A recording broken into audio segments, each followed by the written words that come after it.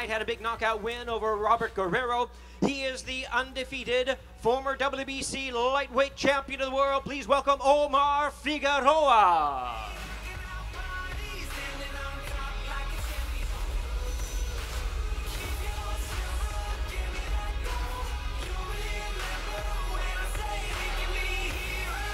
And his opponent is one of the biggest draws in the sport of boxing. From Cincinnati, Ohio, please welcome the talented, the colorful, and the outstanding four-division world champion of the world, Adrien "The Problem" Broner.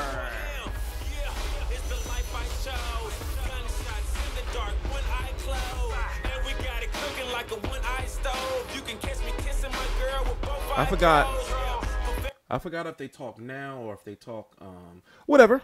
Anyway, today is January the 24th, 2018. I'm TstreeT Controversy. This is TstreeT Controversy Live. Showtime and Premier Boxing Champions had a press conference today, or a media extravaganza, where they unveiled their fights all the way up until June the 16th or the 19th, if I'm correct. Basically, 6 months, a half a year's lineup. And they still going to add, fights and like in there on the undercards and things like that. And this is just Showtime.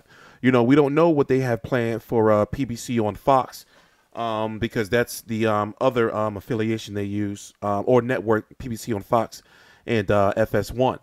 But Broner versus Figueroa is official. There was no fights that were announced during this press event that we didn't hear any rumors about. Now, here's the thing.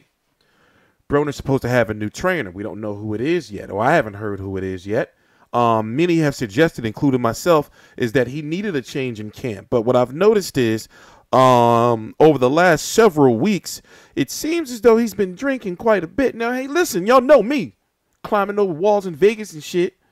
I'm no stranger to the bottle, But it's like, what the fuck, bro? Do you want to win now? A guy like Omar Figueroa, who throws a lot of punches, a pressure fighter who's undefeated. All wrong for an unfocused Broner. It's all wrong for you, baby. So it's like you see going from his loss from Mikey Garcia and coming into this fight. The Mikey Garcia fight was back in, what was that, July, right? And coming into this fight, it's like, what's really changed about you? Are you going to just go through the regular motions? You got a new coach. You're going to go through an 8-week training camp where you're probably not going to party as much as you do now. But what changes are you going to make to beat Omar Figueroa? Is he going to step on the gas more? Because we know that Broner has an issue with punch output, especially when fighting on the back foot. How is he going to beat Omar Figueroa? That's a legitimate question. I had a chance right here to pull up some Omar Figueroa highlights right here. If you haven't seen any yet, just to let you know. And then this is from his last fight. Foot on the gas. Taken as a punishment there from Guerrero. I think people underestimate that a lot about him. Now here comes Figueroa from the body and then upstairs. Volume will throw you down. It's Omar Figueroa Jr. all of a sudden has turned it on. And Robert is fighting his fight. He sure is, right in front of him. These guys go toe to toe. Now, the point I'm trying to make is, for us hardcore boxing fans, right? We know who Omar Figueroa is. Yes, he has some hand issues in the past, but he throws a lot of punches. And with the Adrien Broner we know, and what we've seen what guys like Adrian Granados was able to do, what we've seen guys like Daniel Ponce de Leon was able to do, Fernando Quintero was able to do, Paulie Malignaggi. If you just throw more punches than Broner, you have an excellent chance to beat him.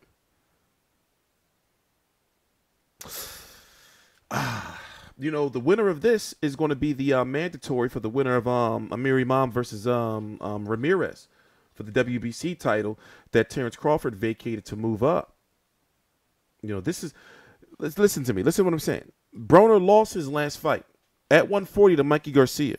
He's fighting now against Omar Figueroa to be the mandatory at 140 for the WBC title. So, you gotta want, like, Broner is a star. Broner does create a lot of headlines. Broner does transcend the sport when it comes to the hip hop and all that type of shit. you know.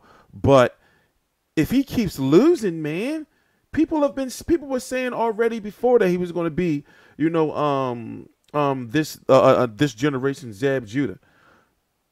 But from my understanding, Zab Judah had huge fights. Even he had a money grab. He had the Mayweather fight. Broner could just never get to that level, even though he's in big fights. And his fight sell, by the way, it's going to be in the Barclays Center in Brooklyn. Also, Gervonta Davis is going to be on the undercard. You know? I mean, I just don't think that he can do anything with this.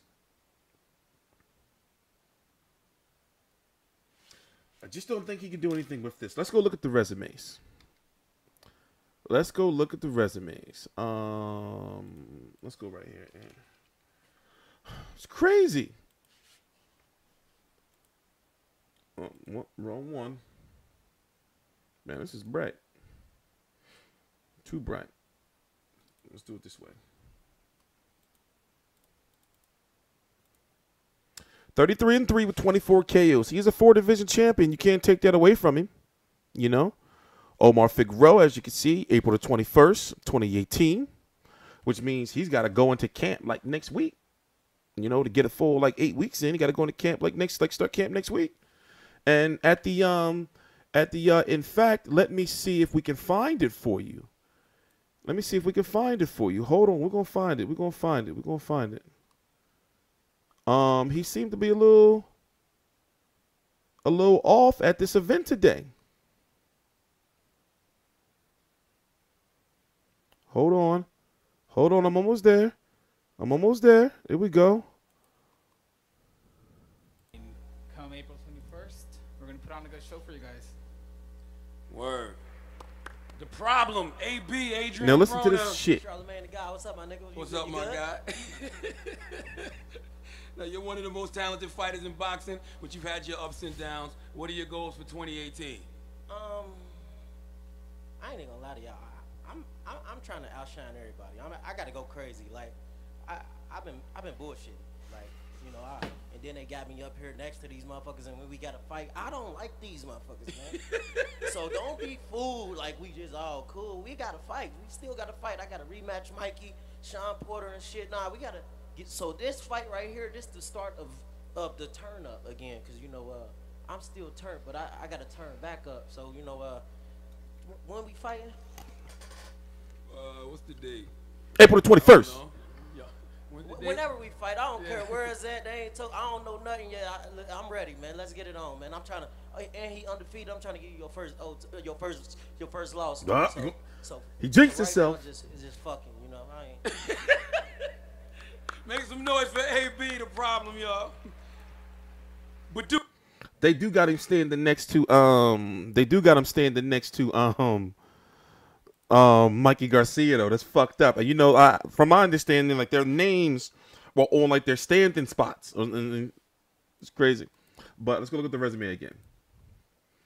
He lost to Mikey Garcia. You know, he could have lost to Adrien Broner, so that could have been 2 straight losses right there.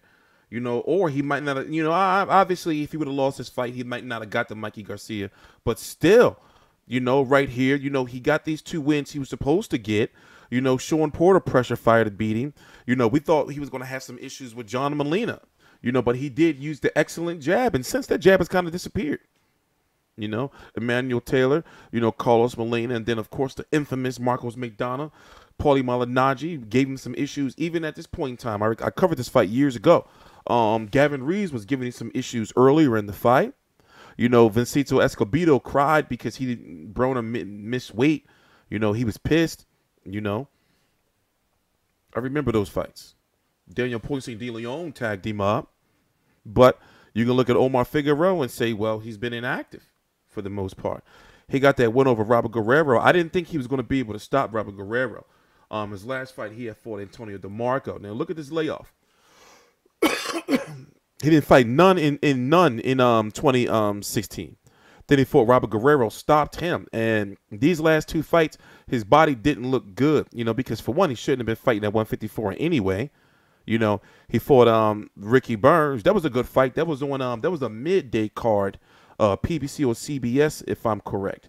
But these layoffs and these hand injuries have really been bothering him, and now he's getting this big fight with Adrien Broner, and he could be the opponent that'll put like that, you know, that like send Adrien Broner in the full journeyman status. You know, bro, look at you listening to that shit. He don't seem serious, and I understand it's just, you know, press event and, you know, they talking and everything, but it just be looking. I be thinking like, man, he's so marketable. He could have been as marketable as Floyd. You know, he could have been. Obviously, he's not as good as Floyd, but he could be better than what he is now if he dedicates himself to the sport. I think we can all say that Broner can be better, you know, if he dedicates himself to the sport. Same thing with Gervonta Davis. You know, you don't see him like in the gym. I mean, I understand we don't know and everything, you know, what he's doing, you know, during his free time, but we don't be seeing these dudes or anything in the gym on they off time. You know, fans like seeing that stuff. It gives the perception, even if you're not, that you always working, you know. But when they see you in the bar, and they see you in the club, and they see you in the corner store and shit, fans start getting pissed. They be like, man, that's why you looking like you looking and you missing weight and shit because you ain't doing the right shit, you know. Anyway, I'm TstreeT Controversy. This is TstreeT Controversy Live. Please subscribe. I'll links to my social media. As you can see, it's been popping up. You know, like Adrien Broner is the underdog going in against Omar Figueroa because of what we've seen. If Adrien Broner beats Omar Figueroa, I'm going to be like, oh, shit, AB is back. You know, the can man. And not the man who's probably going to be fucking living in a can or some shit with the dumb shit he be doing. Anyway, TstreeT Controversy, TstreeT Controversy Live. Please subscribe.